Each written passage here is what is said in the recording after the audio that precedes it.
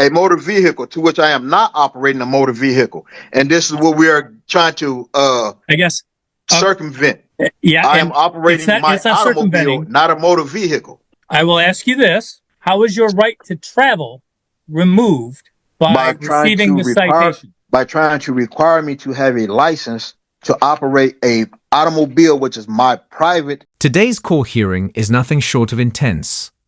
A self-proclaimed sovereign citizen is challenging the legal system, insisting that he doesn't need insurance while driving, because, in his view, he's traveling, not driving.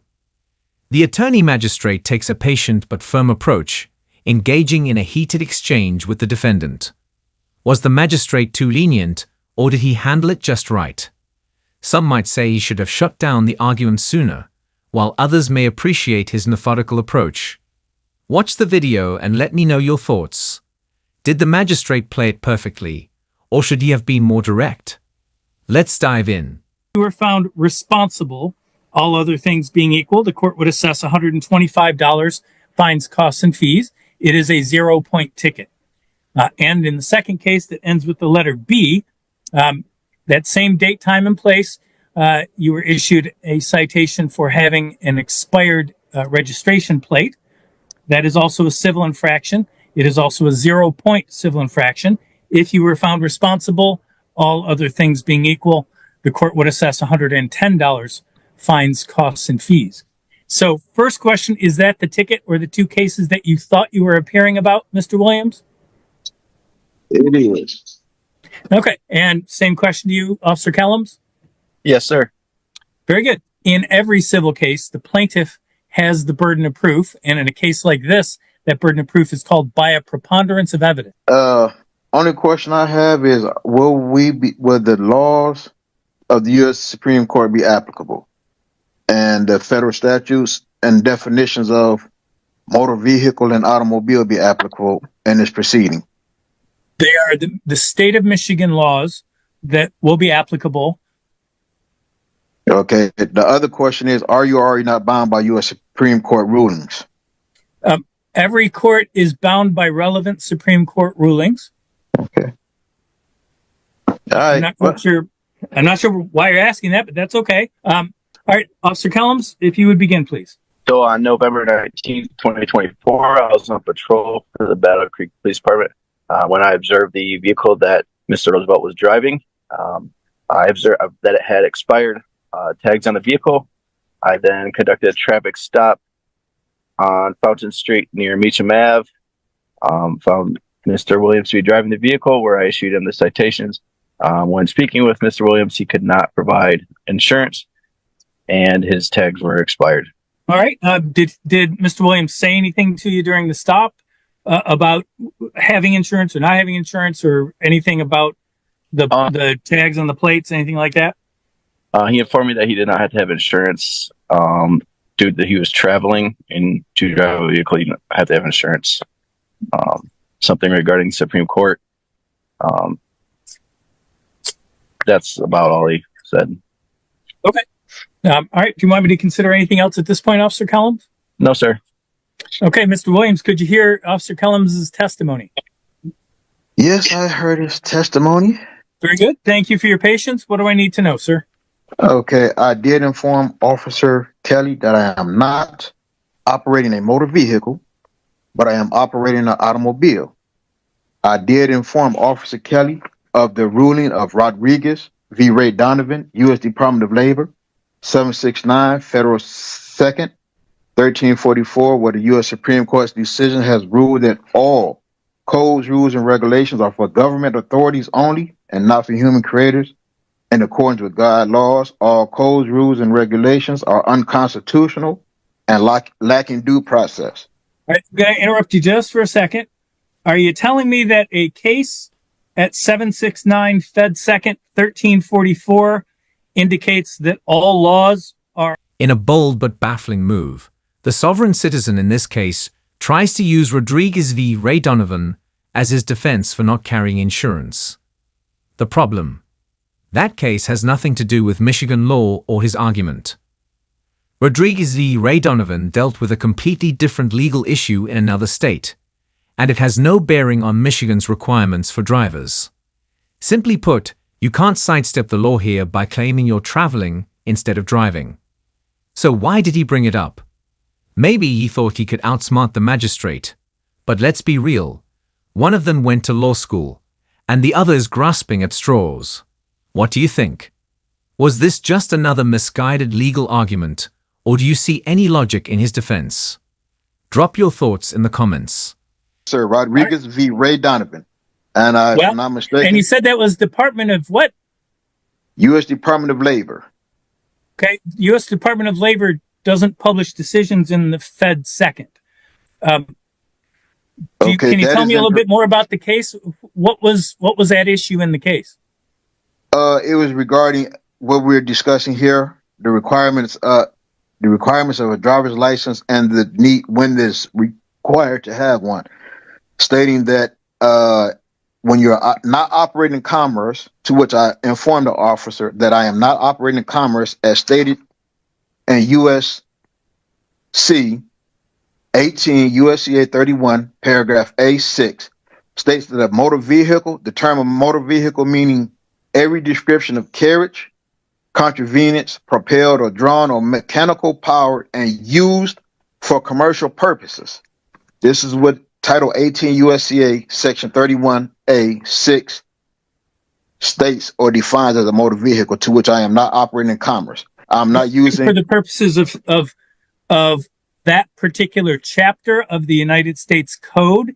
It would not control what happens in terms of the Michigan legislature defining in Chapter 257 what a motor vehicle is, and an automobile under Michigan law is a motor vehicle.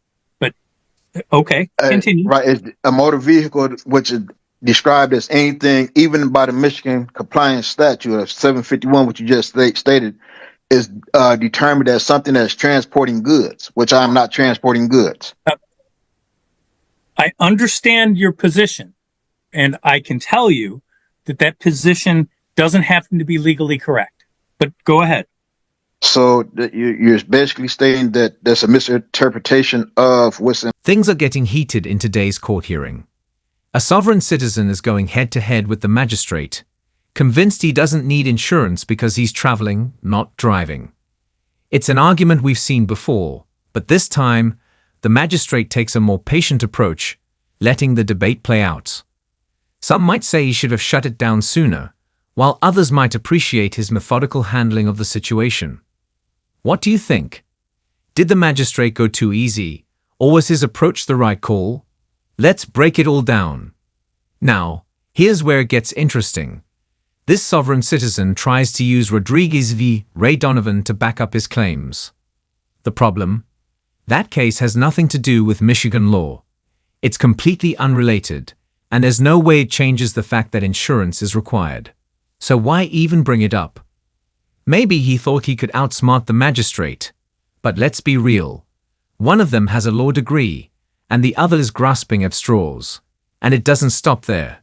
Instead of backing down, he doubles down, arguing, interrupting, and even putting words in the magistrate's mouth. That's a risky move when you're in front of the person deciding your fate. Is he just clueless, or does he really believe he's outmaneuvering the court?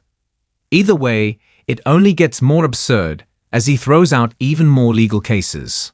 Application of 18 USC 31A6 and 769 F second or Fed second 1344. Okay, well, I see what I've heard your argument. So there will be no further arguments because I see that you're not going to agree to, because like I said, I've given it to you, the cases where they're like Shapiro v. Thompson, where the U.S. Supreme Court has said that a driver license is not a requirement, that you're trying to convert a right into a privilege, to which is covered by Article 1, Section 8. I'll ask you this. Is that right, the right to travel? That is a right to travel, convey, however you want it, by the U.S. Constitution. What you just told me was that somehow but regardless, am trying to convert a right into a privilege. Now, the question I have for you is, what right has been converted to a privilege? My right to freely travel Okay, very unencumbered good. and Now, unfettered. I will ask you this. How is your right to travel removed by by trying receiving to the require citation? by trying to require me to have a license to operate a automobile, which is my private vehicle. Okay. All right. Is there That is anything my else you want me that, to consider? no, sir. All right. Well, I can tell you this. The Michigan motor vehicle laws, including the laws that require you to carry insurance, that require your vehicle to be registered, and require that registration to be current, do not run in violation of any right to travel under the Constitution or the United States Supreme Court decision that you have cited. In fact, Michigan courts have held that essentially the right to travel means the right for you to move from A to B, not the right for you to travel from A to B under your most convenient way. So you could walk from point A to B all you wanted. You could take a taxi or an Uber or a plane or a train or a bus. But if you wish to travel by using a motor vehicle, the Michigan laws are applicable and don't unconstitutionally interfere with the right to travel. It doesn't convert the right to travel into a privilege. You are not denied the right to travel. You may be denied the privilege of traveling via a motor vehicle that you... I have a feeling this magistrate hasn't dealt with many sovereign citizens before. He's explaining way more than necessary. Almost like he's trying to convince this guy that the sky is blue. And honestly, it's starting to feel like the sovereign citizen is gaining ground. But maybe that's just because he's been given so much time to talk. I do respect the magistrate for at least hearing him out. But at what point does it become too much? These arguments don't hold any legal weight, so letting them drag on just wastes time. Meanwhile, if you look at the officer at the corner of the screen, it's like you can see him thinking, can we wrap this up? I just want to go home. So, what do you think? Is the magistrate being too patient, or is he handling this fairly? Let's dive back in and see how this plays out. About that finding. Shuttleworth v. Birmingham, U.S. 147. Do you mind telling me what the U.S. Supreme Court ruled in that? U.S. 147 doesn't give me the site of a case. That's an incomplete site of a case. Okay. It was Shuttle. And if you wish me to consider the case, Shuttleworth. why don't you tell me what was at issue in the case and what year it was decided? I said Shuttleworth v. Birmingham, U.S. 147, 1969, where it says license. U.S. 147 is not a complete cite. The way you cite to a case is by name and then volume number and then the name of the publication and then the page number. So, for instance, when you said 769 Fed 2nd 1344, what that means is volume 769 of a book or volumes called the Federal Reporter, second edition, at page 1344. So when you're asking me about this most recent case that you've talked about, what you said was US 147, I think. That's not the citation to a case. So you're going to have to tell me more about that case. Who were the parties to that case, and what issue was before the Supreme Court in that case? Okay, so you didn't hear me cite the name of Shuttleworth v. Birmingham? I heard you say the name. That doesn't tell me what. That's not a complete cite of the case. All right. Do you not have the documents that I filed when I filed to say that I want to have an informal hearing? The affidavit that writes that my there are documents that have been scanned into the court that you dropped off. Okay. So from those documents, why don't you tell me the proper citation for Shuttle versus Birmingham? Okay. Traffic infractions are not crimes, blah, blah, blah. Person faced with... Okay. Right. Traffic infractions are not crimes. That's absolutely correct. They are civil infractions for a reason. I was reading from a different case, but the case that I'm citing from states that no license necessary to drive an automobile on public highways, streets. No license is necessary. The word operator should not include any person who solely transport his own property and who transport no persons or property